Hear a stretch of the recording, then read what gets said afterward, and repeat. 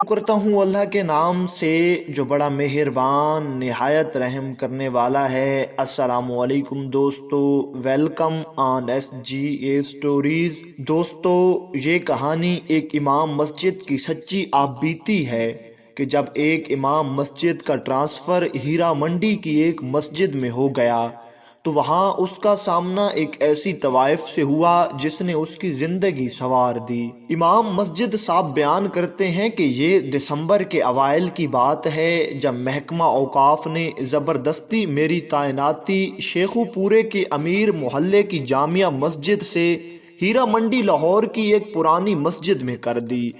वजह ये थी कि मैंने करीबी इलाके के एक काउंसलर की मस्जिद के लाउड स्पीकर पे तारीफ करने से इनकार कर दिया था।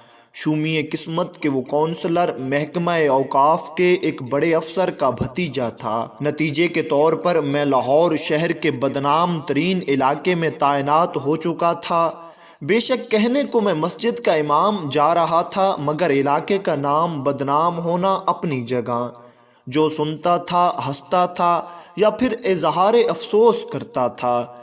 महकमे के एक क्लर्क ने तो हद ही कर दी।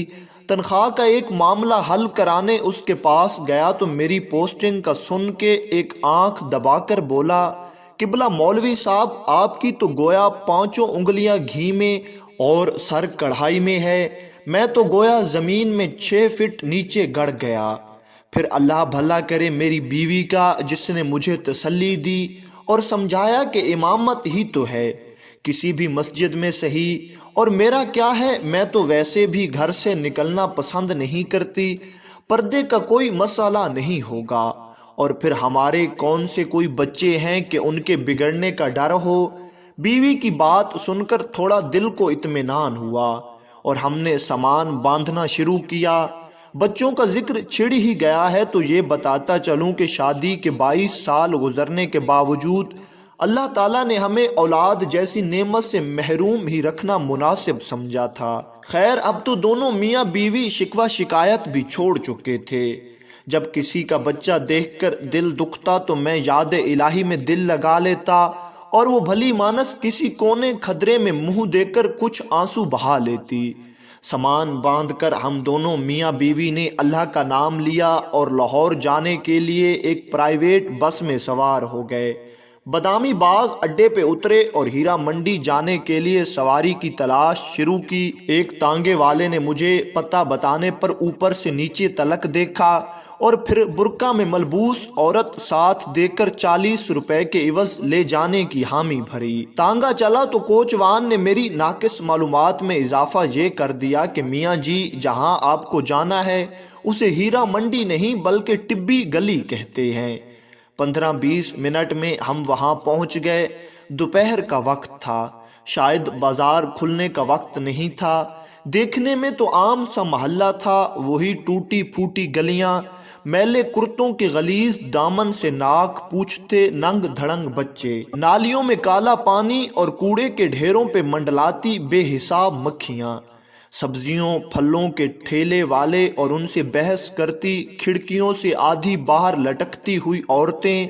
फर्क था तो सिर्फ इतना कि पान सिगरेट और फूल वालों की दुकानें कुछ ज्यादा थीं। दुकानें तो बंद थीं मगर उनके नए पुराने बोर्ड असल कारोबार की खबर दे रहे थे। मस्जिद के सामने तांगा क्या रुका, मानो मोहल्ले वालों की ईद हो गई।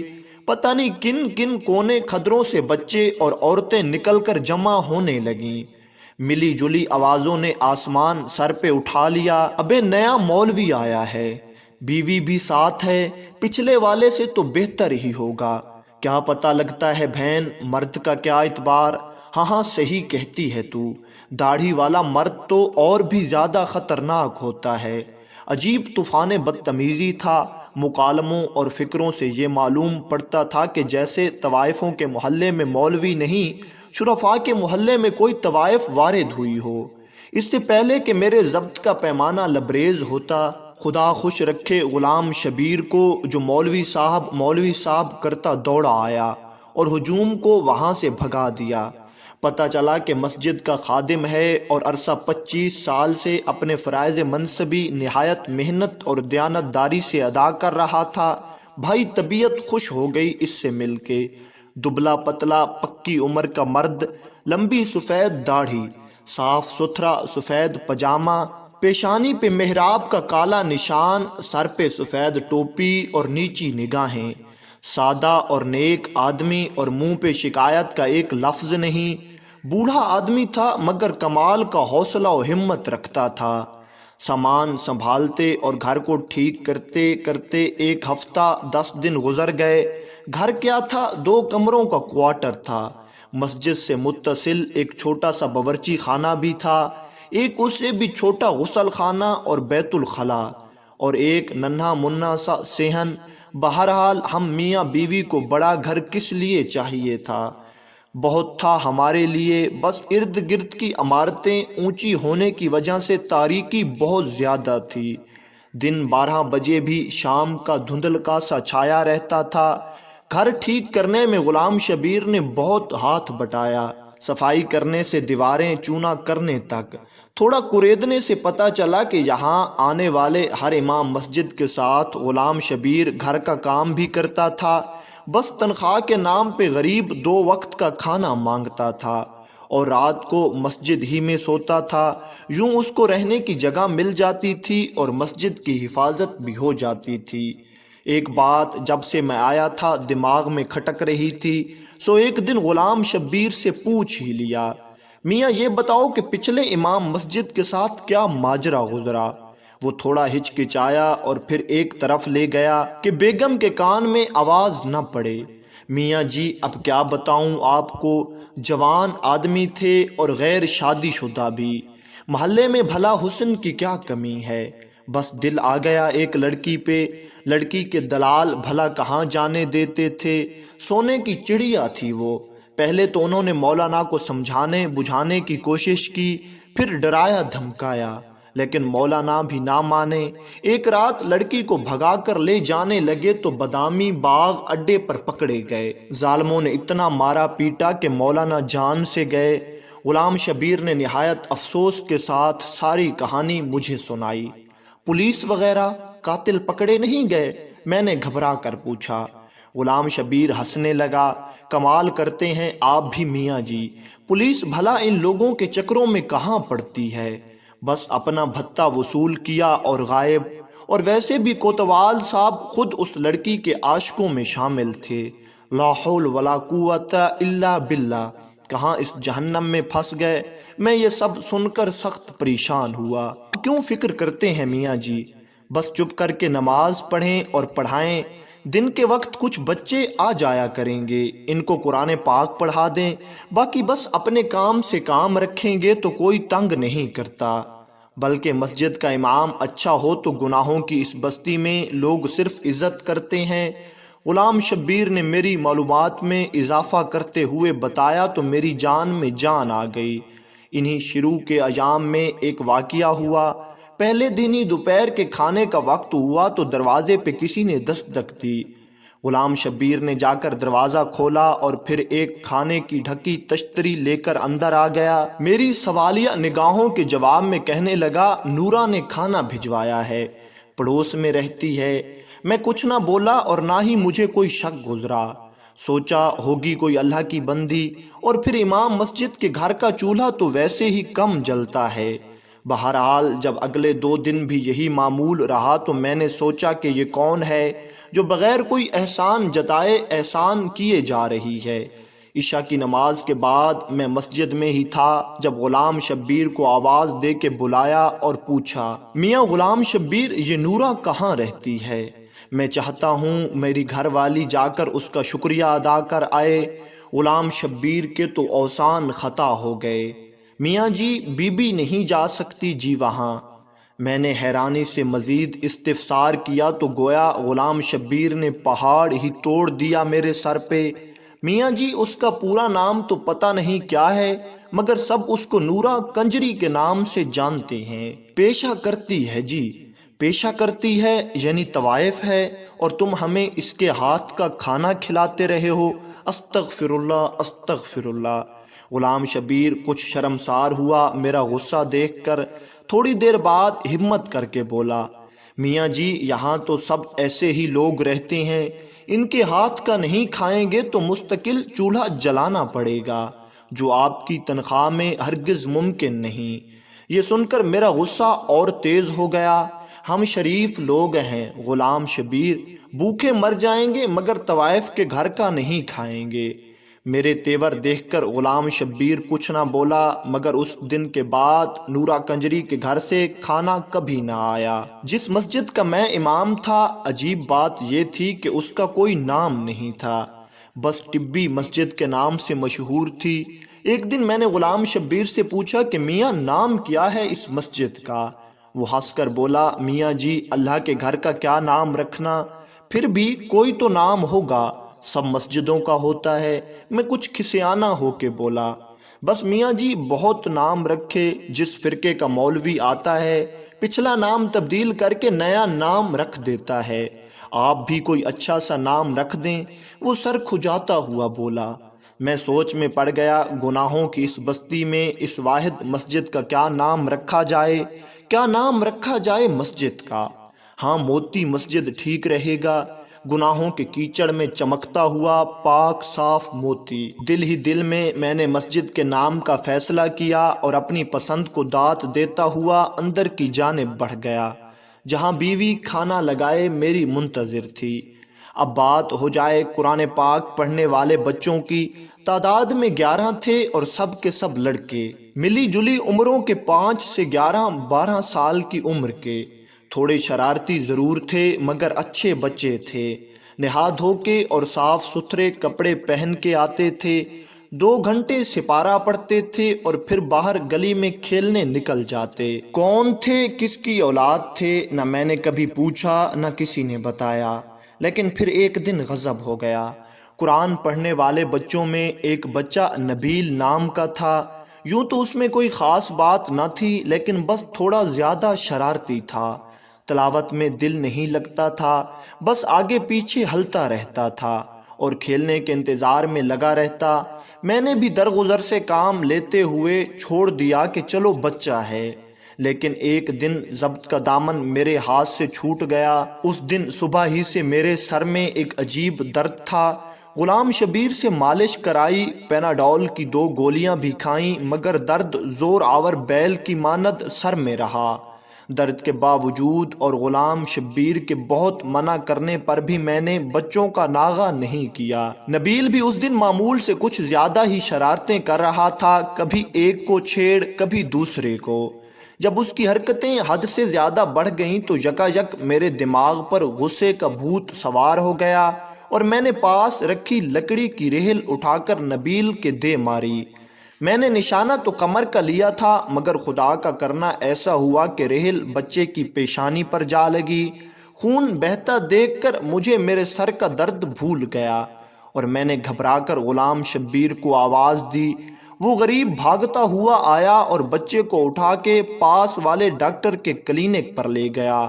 خدا کا شکر ہوا کہ چوٹ گہری نہیں لگی تھی، مرہم پٹی سے کام چل گیا اور اسے ٹانکے نہ لگے۔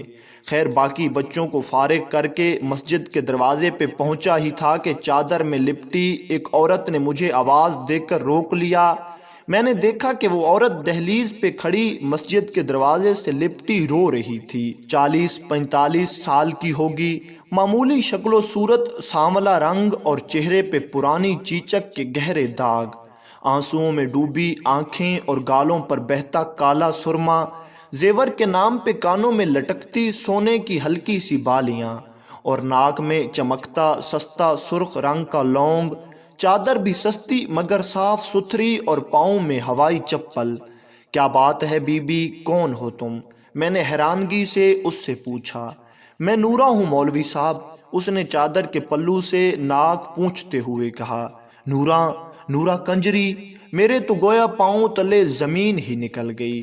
میں نے ادھر ادھر غلام شبیر کی تلاش میں نظریں دوڑائیں، مگر وہ تو نبیل کی مرہم پٹی کرا کے اور اس کو اس کے گھر چھوڑنے کے بہانے نہ جانے کہاں اب تک غائب تھا۔ جی نورا کنجری، اس نے نظریں جھکائے اپنے نام کا اقرار کیا۔ مجھے کچھ دیر کے لیے اپنے منہ سے نکلنے والی اس کی گالی جیسی عرفیت پہ شرمندگی ہوئی، مگر پھر خیال آیا کہ وہ طوائف ہے اور اپنی بری شہرت کی ذمہ دار بھی خود ہے، شرمندگی اس کو ہونی چاہیے تھی، مجھے نہیں۔ پھر اچانک مجھے احساس ہوا کہ میری موتی جیسی مسجد میں اس طوائف کا ناپاک وجود کسی غلاظت سے کم نہیں تھا۔ باہر نکل کے کھڑی ہو، مسجد کو گندہ نہ کر بی بی۔ میں نے نفرت سے باہر گلی کی جانب اشارہ کیا۔ اس نے کچھ حیرانگی سے آنکھ اٹھا کے میری طرف دیکھا کہ جیسے اسے مجھ سے اس رویے کی امید نہ ہو۔ ڈبڈبائی آنکھوں میں ایک لمحے کے لیے کسی انکہی فریاد کی لو بھڑکی، لیکن پھر کچھ سوچ کر اس نے آنسوؤں کے پانی میں احتجاج کے ارادے کو غرق کیا اور بغیر کوئی اور بات کیے چلی گئی۔ میں نے بھی نہ روکا کہ پتہ نہیں کس ارادے سے آئی تھی۔ اتنی دیر میں غلام شبیر بھی وہاں پہنچ گیا تھا۔ کون تھی میاں جی؟ کیا چاہتی تھی؟ غالباً اس نے عورت کو تو دیکھا تھا مگر دور سے شکل نہیں پہچان پایا۔ نورا کنجری تھی، پتہ نہیں کیوں آئی تھی، مگر میں نے بھی وہ ڈانٹ پلائی کہ آئندہ اس پاک جگہ کا رخ نہیں کرے گی۔ میں نے داد طلب نظروں سے غلام شبیر کی طرف دیکھا، مگر اس کے چہرے پر ستائش کی جگہ افسوس نے ڈیرے ڈال رکھے تھے۔ وہ بیچاری دکھوں کی ماری اپنے بچے کا گلہ کرنے آئی تھی۔ میاں جی آپ نے اسے جھڑک دیا، اور میاں جی وہ نبیل کی ماں ہے۔ بچے کی چوٹ برداشت نہیں کر سکی اور آپ نے اس غریب کو مزید ڈانٹ دیا۔ غلام شبیر نے نورا کی وکالت کرتے ہوئے کہا، تو نبیل نورا کا بیٹا ہے، ایسی حرکتیں کرے گا تو سزا تو ملے گی، جیسی ماں ویسا بیٹا۔ میں نے اپنی شرمندگی کو بےہودگی سے چھپانے کی کوشش کی۔ ایک لمحے کو خیال بھی آیا کہ بچہ تو معصوم ہے اور پھر میں نے زیادتی بھی کی تھی، مگر پھر اپنے استاد ہونے کا خیال آیا تو سوچا کہ بچے کی بھلائی کے لیے ہی تو مارا ہے، کیا ہوا؟ اور پھر ایک طوائف کو کیا حق حاصل ہے کہ مسجد کے امام سے شکایت کر سکے؟ کتنے بچے ہیں نورا کے؟ میں نے بات کا رخ بدلنے کی کوشش کی۔ مسجد میں پڑھنے والے سب بچے نورا کے ہیں میاں جی، اس کے علاوہ ایک گود کا بچہ بھی ہے۔ بس اس محلے میں صرف نورا اپنے بچوں کو مسجد بھیجتی ہے، باقی سب لوگوں کے بچے تو آوارہ پھرتے رہتے ہیں۔ غلام شبیر کی آواز میں پھر نورا کی وکالت گونج رہی تھی۔ میں نے بھنا کر جواب دینے کا ارادہ ہی کیا تھا کہ کوتوال صاحب کی گاڑی سامنے آ کر رکی۔ خود تو پتہ نہیں کیسا آدمی تھا، مگر بیوی بہت نیک تھی۔ ہر دوسرے تیسرے روز ختم کے نام پر کچھ نہ کچھ میٹھا بھجوا دیتی تھی۔ اس دن بھی کوتوال کا اردلی جلیبیاں دینے آیا تھا۔ گرما گرم جلیبیوں کی اشتہا انگیز مہک نے میرا سارا غصہ ٹھنڈا کر دیا، اور نورا کنجری کی بات آئی گئی ہو گئی۔ یہ نبیل کو مار پڑنے کے کچھ دنوں بعد کا ذکر ہے۔ عشاء پڑھا کہ میں غلام شبیر سے ایک شرعی معاملے پر بحث میں الجھ گیا تو گھر جاتے ہوئے کافی دیر ہو گئی۔ مسجد سے باہر نکلے تو بازار کی رونق شروع تھی۔ بالکونیوں پر جھلملاتے پردے لہرا رہے تھے، اور کوٹھوں سے ہارمونیم کی سر اور طبلوں کی تھاپ کی آواز برسوں گونج رہی تھی۔ پان، سگریٹ اور پھولوں کی دکانوں پر بھی دھیرے دھیرے رش بڑھ رہا تھا۔ اچانک میری نظر نورا کے گھر کے دروازے پر جا پڑی۔ وہ باہر ہی کھڑی تھی اور ہر آتے جاتے مرد سے ٹھٹھے مار مار کر گپیں لگا رہی تھی۔ آج تو اس کا روپ ہی دوسرا تھا۔ گلابی رنگ کا چست سوٹ، پاؤں میں سرخ گرگاہی، ننگے سر پہ اونچا جوڑا، جوڑے میں پروئے موتیے کے پھول، میک اپ سے لدا چہرہ، گہری شوخ لپسٹک، آنکھوں میں مسکارا اور مسکارے کی اوٹ سے جھانکتی ننگی دعوت، لا حول ولا قوت الا باللہ۔ میں نے تنزیہ نگاہوں سے غلام شبیر کی جانب دیکھا۔ آخر وہ نورا کا وکیل جو تھا۔ چھوڑیے میاں جی، عورت غریب ہے اور دنیا بڑی ظالم۔ اس نے گویا بات کو ٹالنے کی کوشش کی، مگر میں اتنی آسانی سے جان چھوڑنے والا نہیں تھا۔ یہ بتاؤ میاں، جب اس کے گاہک آتے ہیں تو کیا بچوں کے سامنے ہی؟ میں نے معنی خیز انداز میں اپنا سوال ادھورا ہی چھوڑ دیا۔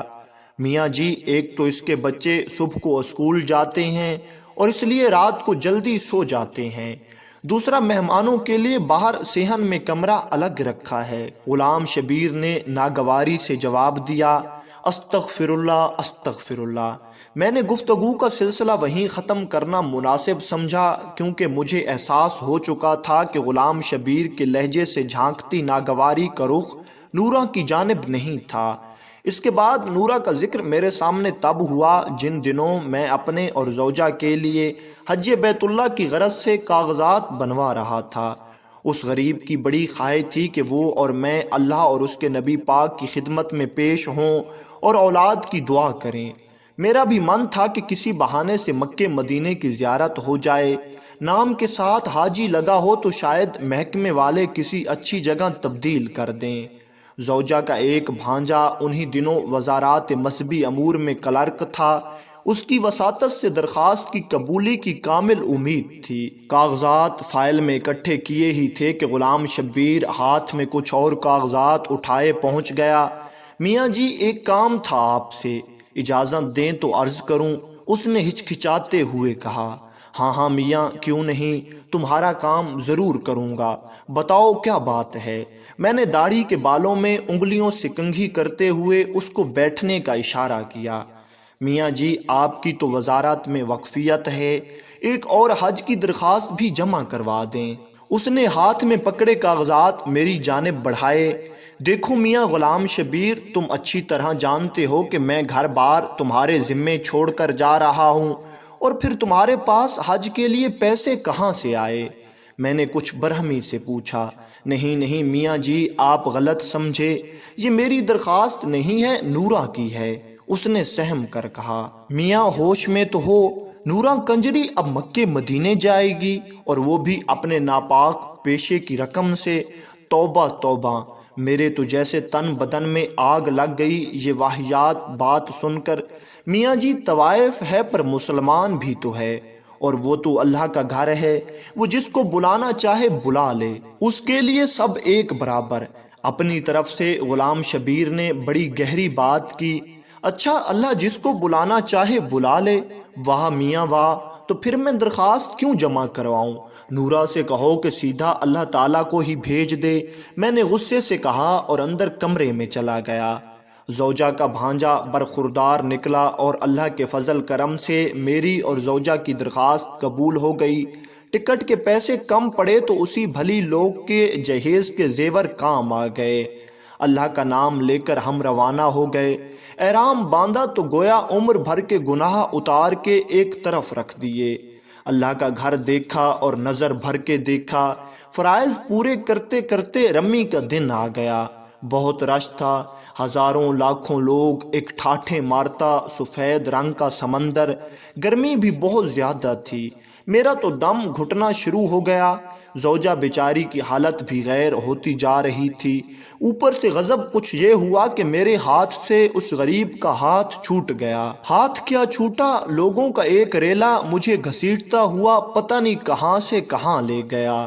عجب حالات تھے، کسی کو دوسرے کا خیال نہیں تھا، ہر کوئی بس اپنی جان بچانے کے چکر میں تھا۔ میں نے بھی لاکھ اپنے آپ کو سنبھالنے کی کوشش کی، مگر پیر رپٹ ہی گیا۔ میں نیچے کیا گرا، ایک عذاب نازل ہو گیا۔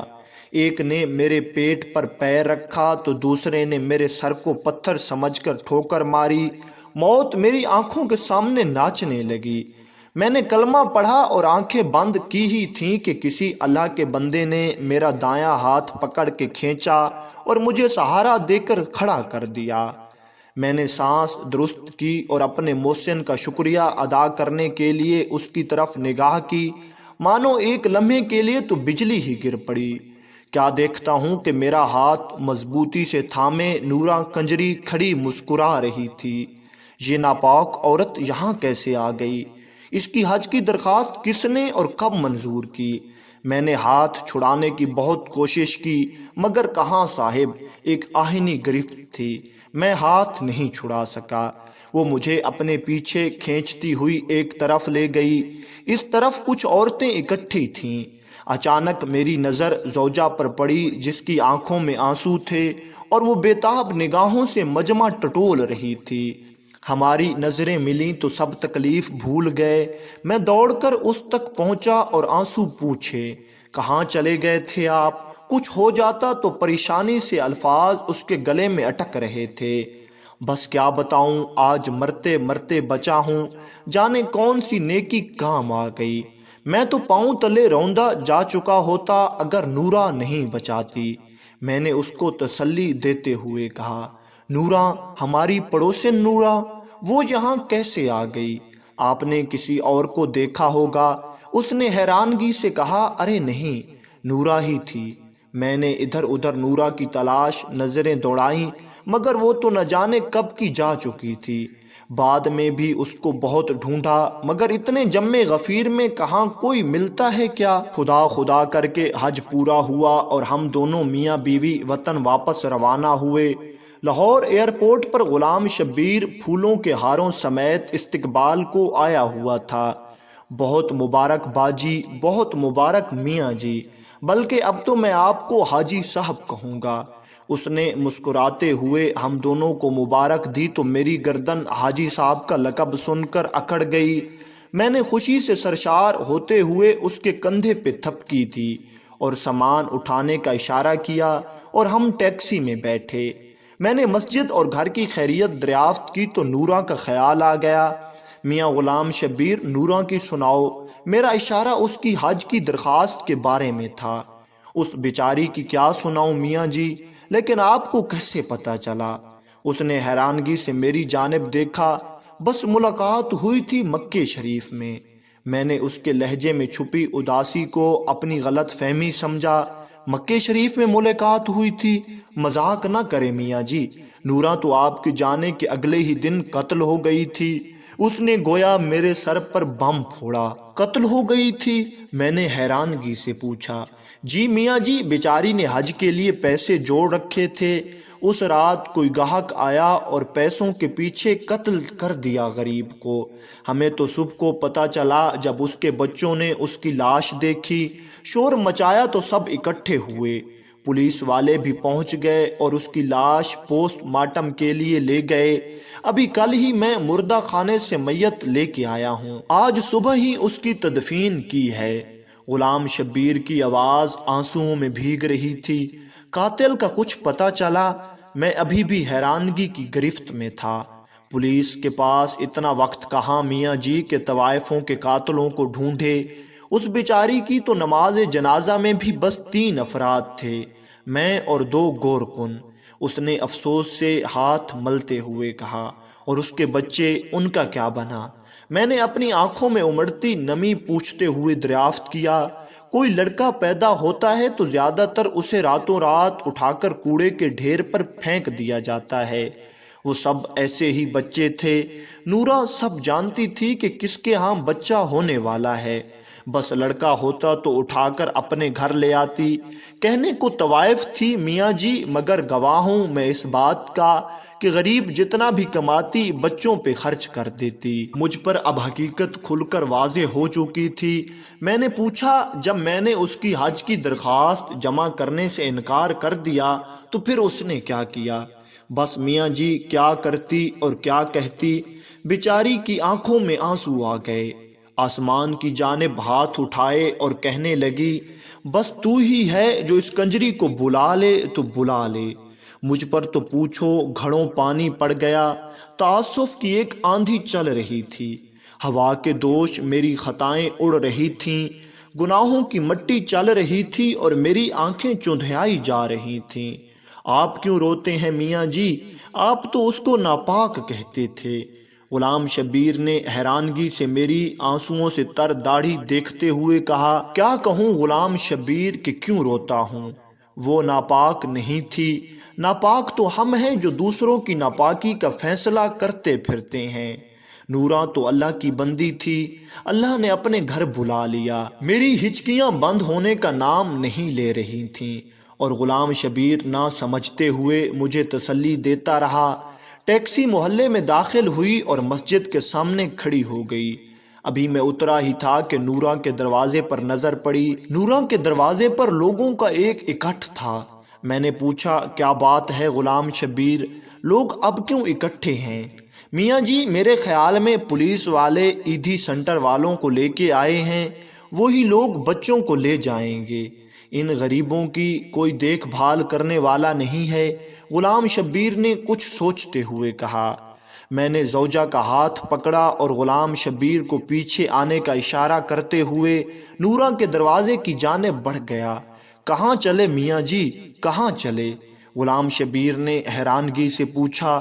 نورہ کے بچوں کو لینے جا رہا ہوں، آج سے وہ میرے بچے ہیں، اور ہاں، مسجد کا نام میں نے سوچ لیا ہے، آج سے اور ہمیشہ کے لیے اس مسجد کا نام نورہ مسجد ہوگا۔